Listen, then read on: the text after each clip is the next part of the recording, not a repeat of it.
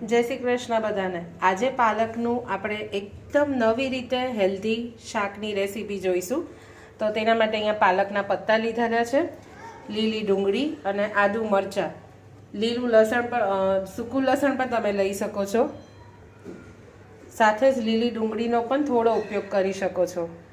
વાટકીના માપમાં જોઈએ તો 2 વાટકી ભરીને પાલક છે, ધોઈને ઝીણી સમારેલી, સાથે જ તલ છે અડધી વાટકી અને અડધી વાટકી લસણ છે લીલું। લસણનું માપ તમે વધઘટ કરી શકો છો। હવે નાના મિક્સર જારમાં આપણે તલ, આદુ મરચાં ઉમેરીને મિક્સર ચાલુ બંધ કરીને પાણી ઉમેર્યા વગર આ રીતે આપણે વાટી દઈશું। તમે જોઈ શકો છો આ રીતે અધકચરા તલ છે એ વટાઈ ગયા છે। કઢાઈ ગરમ કરવા મૂકીને આપણે તેલ ગરમ કરવા મૂકીશું। તેલ ગરમ થાય એટલે જીરું, ખડા મસાલા,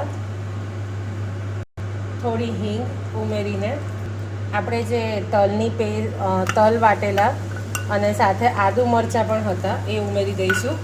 હવે તલ ઉમેર્યા પછી ગેસની ફ્લેમ એકદમ ધીમી રાખવાની, સ્લો રાખવાની, કારણ કે જો એકદમ ફાસ્ટ રાખીશું તો તલ ચોંટી જશે અને સતત આને આવી રીતે મિક્સ કરતા રહેવું પડશે, હલાવતા રહેવું પડશે, નહીં તો તળિયે ચોંટી જશે તલ।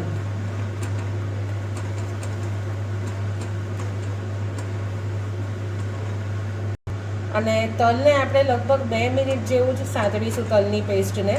આપણને બધાને ખબર જ છે કે તલના કેટલા ફાયદા હોય છે શિયાળાની સિઝનમાં, તો બસ એનો આપણે લાભ ઉઠાવીશું અને પાલકના શાકને થોડું વધુ સ્વાદિષ્ટ બનાવીશું આવી રીતે। અને આમાં મેક્સિમમ તમે ભાજીનો ઉપયોગ કરી શકો છો, એમાં બટાકું કે બીજી કોઈ મિક્સ વસ્તુ ઉમેરવાની જરૂર નથી। તો લગભગ 2 થી 3 મિનિટ સુધી આને આપણે સાંતળીશું તલની પેસ્ટને, સતત આ રીતે મિક્સ કરતાં કરતાં। તો 3 મિનિટ જેવો સમય થઈ ગયો છે। હવે આપણે લીલું લસણ ઉમેરી દઈશું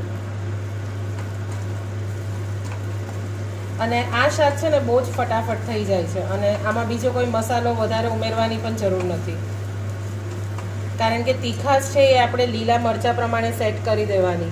તમારે જે રીતનું તીખાશ જોઈતી હોય તો એ રીતે લીલું મરચું અને આદુનું માપ રાખવું, અથવા તો આદુ મરચાં લસણની પેસ્ટ રાખવી। મસાલામાં અહીંયા હું અડધી ચમચીથી ઓછી હળદર, પાલક ટેસ્ટમાં ખારી જોઈએ એટલે અડધી ચમચીથી પણ ઓછું મીઠું ઉમેરું છું। મિક્સ કરી દઈશું।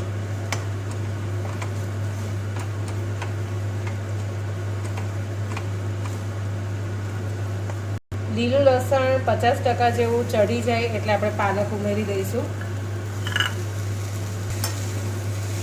અને મિક્સ કરી દઈશું।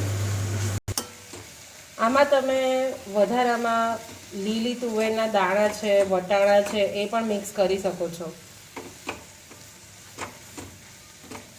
જો તમે લીલી તુવેરના દાણા યુઝ કરતા હો અથવા તો વટાણા આની સાથેના કોમ્બિનેશનમાં, તો શરૂઆતમાં આપણે જ્યારે તેલ ગરમ કરીએ ને ત્યારે લીલવાના દાણા અથવા તો વટાણાને તેલમાં ફોડી દેવાના એટલે તેલ ગરમ થાય એટલે સીધું દાણા ઉમેરી દેવાના, જીરું નાખીને, જીરું, હિંગ, ખડા મસાલા એટલું નાખીને આપણે દાણા ફોડી દેવાના અને પછી એવું હોય તો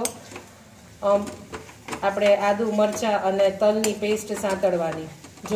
જોતામાં લગભગ 5 મિનિટમાં તો આપણું શાકે તૈયાર થઈ ગયું। બીજું કે આ શાક છે ને નોર્મલ રોટલી સાથે તમે પીરશો એના કરતાં મકાઈની રોટલી, જુવારનો રોટલો, બાજરીનો રોટલો એની સાથે તમે પીરસશો ને તો બહુ મસ્ત ટેસ્ટ આવશે શાકનો। મીઠું ખાસ બહુ જ ઓછું નાખેલું છે, અહીંયા લગભગ અડધી ચમચીથી પણ ઓછું, 1/4 ભાગની ચમચી જેટલું જ નાખેલું છે, કારણ કે આ શાક છે એ દેખાય એના કરતાં ખૂબ જ ઓછું થઈ જતું હોય છે, એટલે ખારું ન થઈ જાય એનું ખાસ ધ્યાન રાખવાનું। અને આ 2 થી 3 વ્યક્તિ માટે ચાલે એટલું શાક બનાવ્યું છે। તો પાલકનું આપણું શાક તૈયાર છે। ગેસ બંધ કરી દઈશું।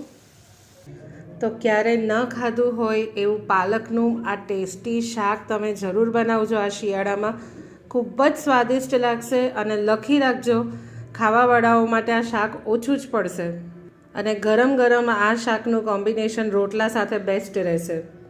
તો તમે પણ આ રેસીપી જરૂર બનાવજો અને રિવ્યૂ લખવાનું ભૂલતા નહીં.